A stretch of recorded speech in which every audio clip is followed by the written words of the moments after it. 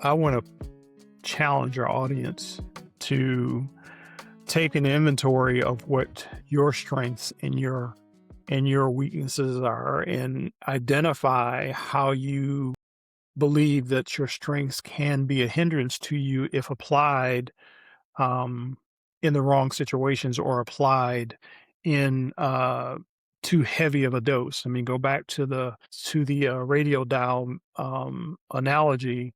Knowing when to turn the volume down and knowing when to turn the volume up based on the situation. And so, I just want to challenge the audience to make that inventory and see where they land. And uh you know, maybe you might need to get some help. I mean, what do you think, Frankie? Yeah. So, that question may come up. It's like, all right, that's easy to say, Nuge, but how do I identify my strengths? There's a lot of ways we can go about it. One, I mean, there are assessments out there that you can take that kind of help you find those things out. But one of the easiest ways that I found is just to take some time, sit down and write out a list of words that you would use to describe yourself. And then reach out to somebody you know and trust, an accountability partner, family member, what have you, and ask them to do the same thing, to write down a list of words that they would use to describe you. The more input you can get, the better.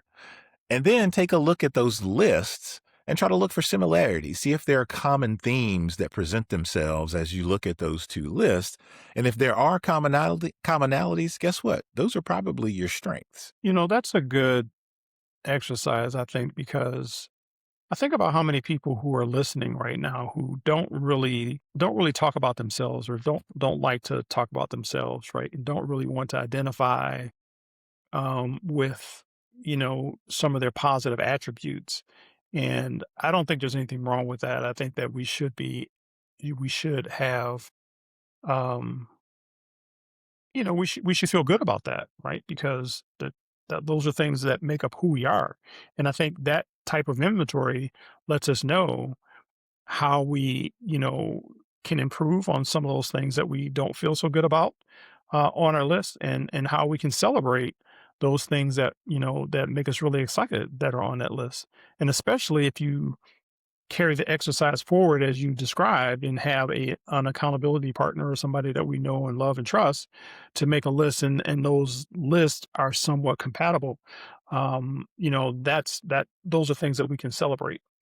um, and I also want to mention, this is something that we haven't said in a long time, Frankie, is that, we are not professional therapists or, anything like that. We're just talking about our own life experiences, how we arrive at some of the things that we come up with here. So I just want to put that out there. And, each one of these situations is going to be unique to the person who is going through the exercise, but do go through it. I think you might be pleasantly surprised at some of what you find out about yourself.